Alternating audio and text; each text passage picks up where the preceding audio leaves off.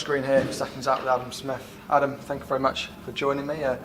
Back in the bubble and exciting fight nights on Saturday. Back in the bubble. It seems like our lives at the moment are in these bubbles. I mean, we started this with Fight Camp, which was a tremendous success over the month of August, and I think Eddie and I talked, and we decided that it was such a great atmosphere each week that we'll try and sort of replicate that. So I guess sort of, from a media point of view, everyone's around, everybody gets interviewed and pictured and all that sort of stuff. It's fantastic. The photographers are here, the journos are here, and we can do it all under one roof, so to speak. Obviously, what's against us is that we're here for a reason, which is that we're being COVID tested, we're being, obviously protected for the fighters so that anyone who stays in the bubble's negative. But of course, we had the Peter Fury positive test this week, which was very, very difficult for Savannah, for Hannah, and obviously everybody involved, and it's a big fight to lose from the card. But this is the world we're living in.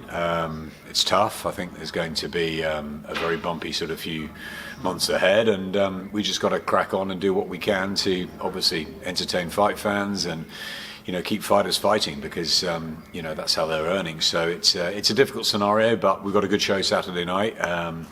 Got a late replacement fight on the bill, which is cool. We've got our friend Kane Baker back, who we've got to know quite a lot in the last few weeks. It's the show goes on. Ritson, Miguel, Vazquez is a great headliner, and we've got some good support. So yeah, we want a really good show tomorrow night, and then we've got plenty ahead. As you say, obviously with the Savannah Marshall match not going ahead this time, is there anything in the pipelines regards rescheduling for that yet, or a bit early? Do you know what? I mean, I've known Savannah Marshall for many, many years. She was my scholar at Sky, and so we spent 4 years together and got her through the very tough amateur games, because she had a lot of difficulties. She was favourite to win gold in London 2012, and she froze in her first fight, and she had to go through a lot of dark days. But I'm so proud of her, because she came back, she won the Commonwealth Games gold medal, she got to Rio, she should have medalled there, and she's unbeaten as a pro. And then she had a world title chance in April, and it didn't happen, and then it was going to happen again, and then Hannah Rankin's now the opponent, and it came in, and unfortunately it's not happening again. And Hannah's a great girl as well. She's with Gary Jacobs' team. Gary's an old friend of ours for many years, and Hannah's a fantastic fighter in her own right. So it's a great fight, Marshall and Rankin, and we're really looking forward to it. So my heart goes out to both girls and both girls' teams who've worked so hard to prepare them. But to answer your question, we're looking at an alternative date, and hopefully we'll be able to fit it into the schedule this year, because it deserves to. And both ladies are ready, and they want it, and they want to get their hands on that world title. And Hannah's stayed around here. She's good friends with Ellie Scotney, and she's great, showing very professional. Obviously Savannah's upset, devastated that it's happened, but it has, and we wish Peter well, and let's get the fight back on, because that's what both ladies deserve at what's a fantastic time for women's boxing. Moving on to one of the other fights on the card, Joe Laws, very exciting fighter. We saw him obviously in his hometown here, rapturous reception there, but it's going to be a little bit different this time around with no one. Do you think that affects him at all? Or? You see, probably the same question for Joe Laws and Lewis Ritson, because there's not many crowds like Newcastle in the country. We love going to Leeds with Josh Warrington. We obviously have the O2 and Manchester Arena and other great hotbeds, but Newcastle's pretty special, and I think what Lewis has delivered there has been pretty phenomenal over the last couple of years, with great knockouts in his sort of British lightweight days. He's got a tough fight himself, and what he's done is he's brought the Newcastle or the North East kids onto his bills, and Joe Laws sells huge amounts of tickets, and he fights for the fans. So it's different for him, it's different for both of them. Laws is still an entertainer, he's a character, and although he's a decent boxer, he was well schooled as an amateur. He loves a tear up. So it's going to be a fun fight tomorrow night, and of course it will benefit from a crowd, but the fact there's none, maybe they'll stick to their game plans a little bit more. That's what we have seen in the fights that have come back since lockdown. But they're both in great shape, and I think that's a really good fight. And as for Lewis, I think Lewis is a seasoned pro now. Not as seasoned as Miguel Vazquez, who seems to have been around forever, and a great fighter. And I think 5-6 years ago would have been a really, really difficult match for Lewis. I think now, he's a he's had a lot of rounds and a lot of travelling to do, so you fancy Ritson to probably come through. I think it'll be tough, but I think he'll come through. But yeah, Lewis has got to sort of stick to Neil Fallon's game plan, and they've just got to get on with the job. And I think the fact is you can look at it two ways. One is you're struggling in a fight and you need that that crowd noise and your mates there to sort of get behind you, or many thousands in Lewis and Joe's case. But also the other way of looking at it is that you don't have the pressure of selling tickets, you don't have the pressure of fight week when everyone wants to speak to you and your phone buzzing all the time, and actually you can sort of lock yourself away, concentrate on the job in hand. And for Lewis Ritson, it's a really important fight. It's a crossroads fight. It's a fight he's expected to come through. A lot of talk of Regis Prograis and other big names out there, but there won't mean anything if he doesn't get past Miguel Vazquez. He was a big lightweight. He's not as big as a super lightweight, and we'll see. Vazquez has been around a long time. He's been with really good fighters. I remember when he fought Canelo in his debut. I remember when he fought Canelo again. This is a guy that knows his way around a ring and knows his way around the world. So he's going to be tough, but I think timing probably should be right for Lewis. You mentioned Regis Prograis there. Lewis is very, very confident and expected to come through, as you say.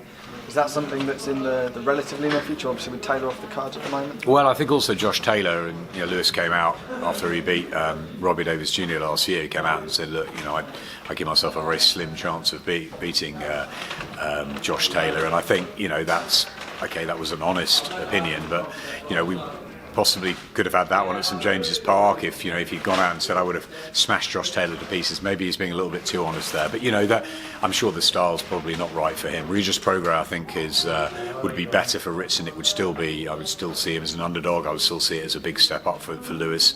Of course, he's been a domestic champion, but he failed at European level at lightweight. Now he's got this big ranking with the WBA, but I'd love to see Regis Prograis back over here. He's a great character. He's a bright guy. It was a razor-thin decision against Josh Taylor, and we'd love to have him back. And I think it'll be a fantastic styles make fights, and I think it'll be a fantastic fight, Ritson and Prograis. But it'll be a tough one for Lewis. We know the matchroom schedule is fairly full over the next up until Christmas, really. How much are the new sort of restrictions and everything that's going on in the world at the moment? How much are they affecting the planning and the cards going forward? On an hourly basis. I mean, this week, as we've seen, this week we've had, one of the key fights fall through, and we've had to get two other fighters in, and that doesn't mean that two other fighters sort of drive down and turn up on the night as in the old days or the day before. This is, you have to get in, you have to test, you have to get into the bubble, you have to pass the COVID examinations, then you have to make sure the weight's okay. There's a lot of headaches, and I think Frank Smith and the whole of the matchroom team, obviously Eddie and everyone at Sky have worked so hard on the operational, organisational, the structural point of view, and it's all very well for Eddie and I to sit here and sort of strategise the way we want fights to go forward and put the big matches on. Obviously that's hard enough at the moment anyway with no gate, but we've done really well with the heavyweights. We've got some fantastic nights with Usyk, Chisora, with the Povetkin White rematch, with AJ expected to fight in December, so there's so much ahead. But it is difficult, and we'll obviously expect more positive tests. I mean, I was in the bubble when Eddie called me and said I'm out of here, I'm positive, everyone else is negative, and I think that's when it really dawned on us that this is difficult. There's other people in the boxing world now who have tested positive. It's a small world, everybody knows everybody sort of likes to see everybody and train. It's it could be a real problem in the coming weeks, and we've just got to hope that the fighters, especially the ones at the top of the bill, keep as safe as possible. And that's not just our shows; that's on Frank's shows as well. That's everywhere. For the good of the fact that they're out there fighting again and earning after so many months of being in lockdown. You want them to get their opportunity, but health and safety have to come first. That's why we have a process. If we tested positive yesterday, the day before, we wouldn't be here, and that's absolutely right. We'd be isolating. So ultimately, we follow the guidelines, we follow the board's regulations, and we watch and wait to see what happens. I mean, I live in London. It's now tier 2 from tonight, and you can't see people inside, and then what's going to happen beyond that, and is there going to be a further lockdown, and will we be able to get all of these shows out? You need more than the crystal ball to sort of answer that. I think what we do know is that unfortunately crowds are a long way away from coming back, which is what we all want. But we're putting sport on television, which is great for the fans, and for Sky we're bringing football, Formula One, cricket, golf, NFL, NBA, you name it, it's coming up, and there's huge backlog of sport, from what happened over the spring and summer months. So there's a lot to be excited about, providing it all holds up. And unfortunately, I'm not a medic, and I can't look into any crystal ball, so I can't tell you whether they all will, but I sincerely hope they do. You mentioned the Usyk Chisora fight. terrific main event. Some fans are saying maybe the undercard doesn't justify the pay-per-view price. What for you justifies that? You know, it's always subjective. I always say with these events, if you don't have to pay for them, you don't have to buy them. It's up to you. You know, it's up to the fans, and we try and put on the best we possibly can in every box office event. In every time we, you know, my team. Our team at Sky, you know, the commercial team, the boxing team, everybody that works, Sky Sports News team, everyone that works so hard on delivering sport, you know, works 24/7. You know, we're passionate about it. We try and deliver the best we possibly can. Sometimes, you know, that's impossible. Sometimes fighters can't travel. Sometimes fighters can't make weight. Sometimes matches just aren't there to be made. And sometimes there's a big hole in the money. And you know, to get actually Usyk and Chisora over the line was a real battle because, you know, they were going to fight in front of a packed O2. You take the gate away. You know, the fighters still want paying, so they've, as David Hayes said, have to take haircuts, and everybody has to adapt. And you know, we're trying to put the strongest cards we can on, obviously, especially on box office nights, but also on Sky Sports nights. And as we saw with Fight Camp, you know, competitive matches all the way through, as competitive as we can. Some of them aren't the biggest names, but this is a massive stage for them to appear on. And obviously, we look at, you know, every single fight and make sure that we're going to give a really good valuable night. But I think with Usyk Chisora, it's a fantastic top of the bill. It's a huge main event, and it's a fight that I would say 95-96% of people that are tuning in on the night, that's what they're tuning in for. So there's great other stuff on the bill. You know, we know we've got Lee Selby, we know we've got Dave Allen in a really interesting fight. You know, there's plenty of other stuff, but ultimately people are going to be talking about Usyk and Chisora because it's the big test for Oleksandr Usyk, the wonderful cruiserweight, you know, in the heavyweight division. Dereck's going to put the heat on him. He's got David Hay whipping him into shape, and you know, it's going to be a fascinating night. You know, add a bit of Fright Night Halloween to it, and it should be you know, it should be something that I'm hoping those fans out there will decide to join us for, because you know, box office events are special, and you know, it is hard. It's a very, very hard time to make the big fights. You know, as we've seen with Dubois Joyce, that's got a date now, but you know, Tyson Fury and Deontay Wilder couldn't get over the line. It's really hard, and